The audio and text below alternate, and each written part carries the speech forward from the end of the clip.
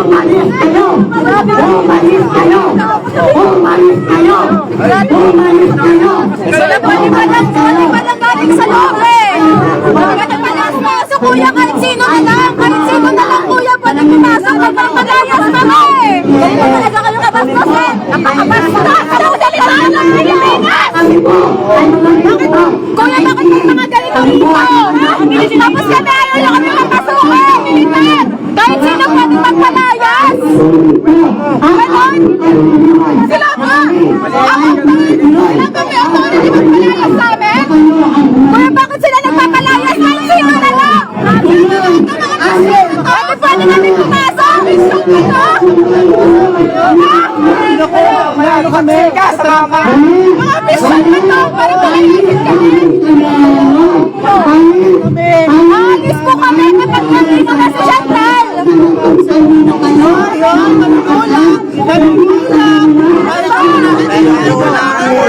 Kita po natin sa video ang harassment sa backfighting mission team dito sa Camp Kapinpin sa Taytay Rizal.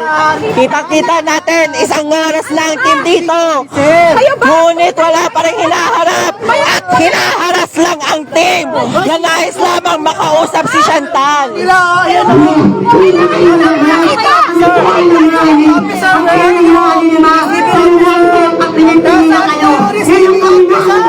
Ito po ay pagkaman ng Republika ng Pilipinas! Kaya po nasaan ko yung receiving officer! Kasi po, kapag tayo papasok sa iyo ng opisina ng gobyerno, napahirap sa akin yung receiving officer! Napakapastos! Simple burokrasya, hindi ba gumagawa ng AFP? Nasaan na yung receiving officer? May dala kaming legal counsel dito! Kaya hindi ko maintindihan kung bakit isang oras namin dito sa tarangkaan ng Armed Forces of the Philippines at ito na kami napakataan ng people!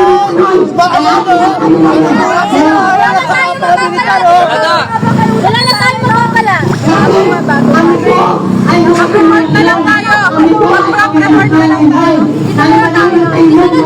Walang AFP, walang hustisya! Walang hustisya makakamit sa loob ng Armed Forces! Ay, samahan ko naman po, Mamemel! Teka, sino po ba kayo? Kayo po ba yung naka-assign? Kayo po ba yung naka-assign sa mga panauhin? Ano po makainin ko? Ano magtanyo ng mga NPA? Ano magtanyo ng mga niloko ng mga NPA? Hindi! Ang kinakampihan nyo! Ang mga kayang Hoy! Ang pakay namin dito, makausap ng legal counsel si Chantal. Wala tayong pinag-uusapang ganyan.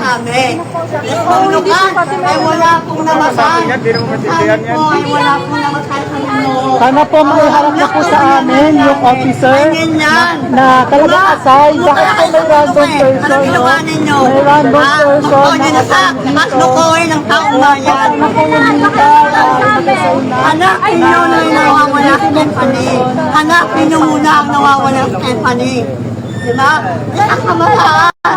Yan ang mga kamalaan. Sino ba tong Tayo lang ay pag-asa ng bayan. Hindi ang panuloko. Ang panuloko. Ate, hanap nyo. Ako sa Fatima. Hanap mo mga kamalaan.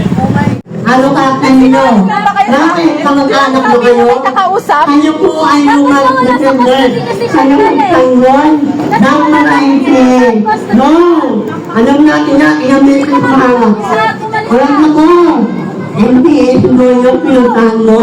Ano nagawa mo doon? Ano pa rin sa'yo? Ano? Hindi na yung auto. Hindi na yung auto. Ang freedom speech, kailangan po natin. No? Bayan ang talo ng bayan. Yung attorney ni Chantal. Grabe pagbabastos naman. Kayo ang mabalagkas. Mamatay na lang kamanaan ang malagkay. Ngayon kung mga kamanaan tayo may nabastos. No? Hindi nyo na. Hindi nyo na ang panloko ng taong bayan. Hindi nyo na ang panloko sa mga mamamayang Pilipino. No? Diba? Hanggang anay matalaw, hindi kayo kanya. Tuloy-tuloy kami nakiisa kung naya sa inyo. Ano ko na kailangan ninyo? Tuloy-tuloy ang pangyayin ninyo. Wala akong marinig. Kasi inuha kayo ng PNPA na kailangan nyo makuha ang mga tao. Tuloy-tuloy ang mga kagawin ko ninyo. Kung hindi kayo tingin, hindi kami tingin. Kasi ilang kabataan na ang namatay. Ilang kabataan na po ang namatay. Ilang kabataan ba hindi siya ang namatay? Ilang kabataan ba hindi siya po ang namatay? Ilang mga kamahalan po natin o. Alam po na kayo sa atin. Ilang kabataan na namatay po. Alright mga kabayan, no? Yan po yung medyo tension doon, no? Na tagpo sa pagitan po ng grupo ng karapatan at ng isang grupo na nagprotesta, no? Sinalubong po sila ng protesta sa kanilang pagbisita doon sa Camp Kapinpin dyan po sa may Tanay Rizal, no? At ang pakay po ng karapatan doon ay alamin kung nandoon po si Chantal Anicoche, mga kababayan, no? Yung isang aktivista na nakita ng mga kasandaluhan na nagtago doon sa isang hukay, no, doon sa may Abra de Ilog, no, 500 meters away from the encounter site, no, doon sa pagitan ng enkwentro ng AFP at ng mga NPA, mga kababayan, noong January 1. At ngayon hinahanap nga po nila itong si Chantal kung nasaan na, mga kababayan, at meron daw po silang nabalitaan nga na dinala daw dito ng AFP, no, or ng mga sundalo si Chantal dito sa Camp Kapinpin nga sa may Tanay Rizal. Kaya pumunta po sila doon, nagtungo upang alamin yun, mga kababayan. Pero hindi po sila nakapasok, diyan lang po sila sa labas at sinalubong po sila ng protesta ng isang grupo doon na may mga placard na mga anti-NPA, mga kababayan, no? Nakalagay po doon na walang Diyos ang CPP-NPA-NDF at no to CPP-NDF, no? At iba pa, mga kababayan, na nakalagay o nakasulat doon sa kanilang mga placard, mga kababayan. At bagay naman na inalmahan, no, itong grupo ng karapatan dahil hindi nga po daw sila hinarap ng opisyal or wala po silang sagot na nakuha mula dito sa AFP kasi wala pong opisyal ng AFP ang humarap sa kanila during sa kanilang pagbisita kanina, no, dyan sa may Camp Kapinpin sa may Tanay Rizal, mga kababayan. At matatandaan natin na nakita nga po ng mga sundalo, no, itong si Chantal Anicoche na nagtago doon sa isang hukay doon sa Abra de Ilog, mga kababayan, no, at tila nanghihina ito dahil siguro sa gutom, mga kababayan, no. Baka ilang araw na po siya doon nagtago doon sa hukay at wala pong pagkain, mga kababayan, kaya nanghihina po siya. Kaya't binigyan po siya ng pagkain, no, or makain na mga sundalo, mga kababayan, no. May biskwit at tubig na inabot sa kanya at may kanin daw po yata na binigay sa kanya, no, pinakain siya. At dinala rin po siya doon sa mga health workers, no, sa Abra de Ilog para check up yung kanyang kalusugan, mga kababayan. At sabi naman ng AFP na maayos na or nasa maayos na kalagayan, no, itong si Chantal Anicoche, mga kababayan, na nagpunta nga po doon, no, sa area na iyon. So siya po isang PhilAm, mga kababayan, no. At may mga lumabas na balita rin, mga kababayan, no, na yung nanay ng isa sa mga nasawi doon sa Abra de Ilog na si Jerlyn Rose Doydura ay sinisi ng mother niya, mga kababayan, no, itong si Kabataan Party List Representative Rinico, mga kababayan, no, dahil daw po sa kanya ay nawala yung kanyang anak, mga kababayan. So dapat po managot yung si Kabataan Party List Rinico, mga kababayan, no. At isa lang po yan, no, sa mga nasawi doon, mga kababayan, sa Abra de Ilog, no, sa enkwentro sa pagitan ng AFP at ng grupo ng mga NPA. At tuloy-tuloy naman yung pagrarally, no, mga kababayan, pagprotesta ng mga progresibong grupo kagaya po ng Anak Bayan, itong Kabataan Party List, at iba pang mga grupo, mga kababayan, ng Makabayan Black na nag-iingay ngayon, no. Pinupuntahan nila dito yung mga kampo ng mga sundalo at pulis, no, yung grupo ng migrante, mga kababayan, ay nagpunta rin po doon sa headquarters ng AFP, pati na rin po dito sa PNP sa Southern Tagalog region, no, mga kababayan.